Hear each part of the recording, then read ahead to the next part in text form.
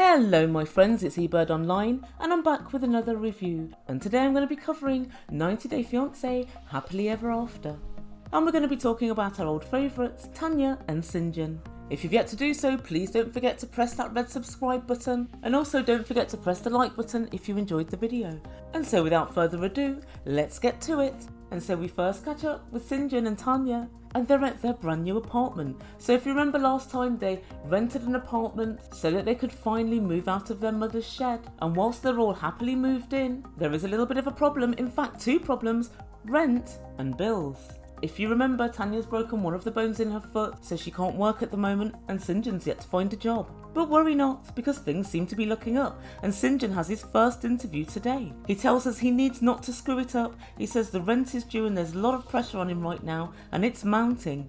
And when we first see this couple, Tanya's in bed, and it looks like Sinjin's just got changed for his interview, and I was looking around the bedroom, and I couldn't help but notice they've gone for the minimal look. So minimal in fact, there's no duvet cover on the bed. So they've just got a duvet with no cover. Thankfully, they have got pillowcases. But when they're talking about how money's running low and we're quite worried, the Ebird didn't realise things were that bad, so you don't have $10 to go to IKEA and get a duvet cover. Things must be bad, things must be really bad. And I'm thinking they should have just tried to economise on the wedding. But remembering back to it, it wasn't possible. I suppose unless they decided to take the tea lights back to Poundland. I guess there was nothing really to shave off the cost of that wedding.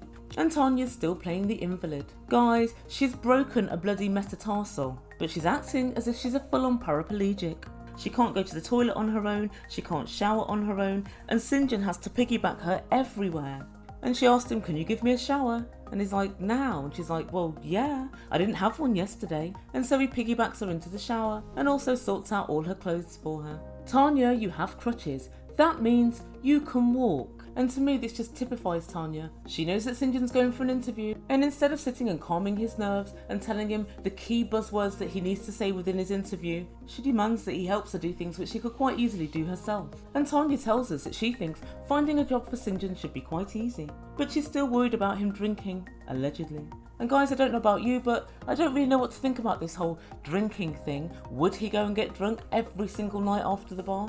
Maybe so. But knowing that Tanya's at home really can't help things now, can it? So Sinjin arrives at his interview and we discover it's an Irish pub. And what happened next, ladies and gentlemen, was one of the funniest things I've ever witnessed.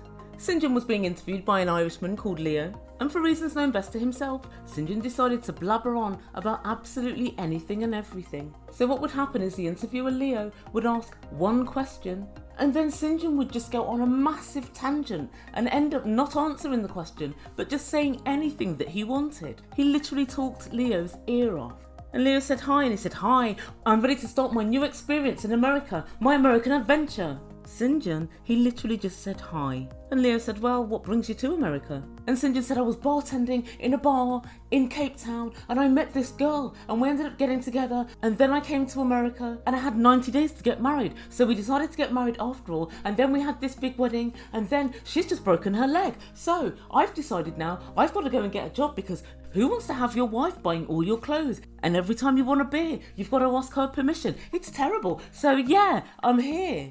And honestly guys, he started out with his inside leg measurement and ended up with his least favourite sex position. That's only with Tanya, by the way. It was unbelievable. He could not in any meaningful way stay on focus for any given question. I'll give you an example. Leo asked him, can you work legally in America? All he had to say is, yes I can. Oh, but not Sinjin. Oh no. I got my social security number, I got my work permit, and I'm completely ready and completely legal for any and every kind of work. Guys, stop what you're doing, look at the screen, look at this guy's face. Is this the face of someone who's impressed by what they see? I don't think so. Another example, Leo merely asked, how many years bartending experience do you have? All he had to say was whatever the number was, 6, 7, 8. But oh no. He said, well, way back in 2016, I had a little moment where I was waiting in a little bar, in a little restaurant, and I was waiting for a while, but then I left and I got straight back into mining. But do you know what? I couldn't stand it down the mines. I absolutely hated it down there. It was murder. And then I started getting depressed. I didn't want to wake up, and I thought, oh no, once you start not wanting to wake up, I've got to get out. And he thought, screw this, I'm out of here. So that's how many years, Sinjin? Oh lord, this is going to be a lot harder than we thought. And some of you guys had a little go at the Ebird in my last video video I said Tanya should be going over with him what he needs to say in the interview, how he should present himself, what questions to ask, what information to give, and there were so many little bad minds in my comments saying, why should she? He's a grown man, he should fend for himself. On a personal level, if I decide you are my partner, and in fact not partner, you are my husband, I'll give you any help you need, and I expect vice versa. I'm not really sure where this whole don't build him up has come from, but it's almost like don't help him out. I could have told you one thing, South Africa's a very different type of place.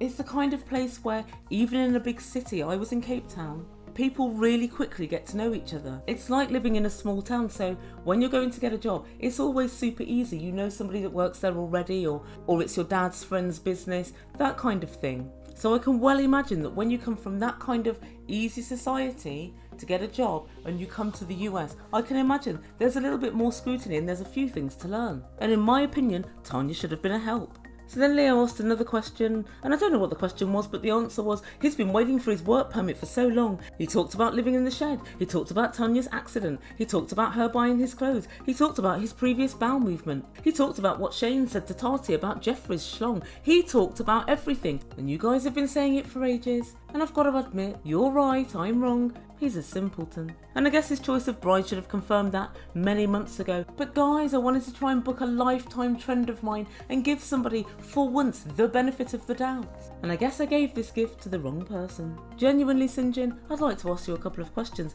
The first one, did you graduate school? Okay, did you begin school? As I suspected. So guys, this was all super funny, and whilst he rambled on, Leo's face was a picture. It said WTF and get off my land you loon simultaneously.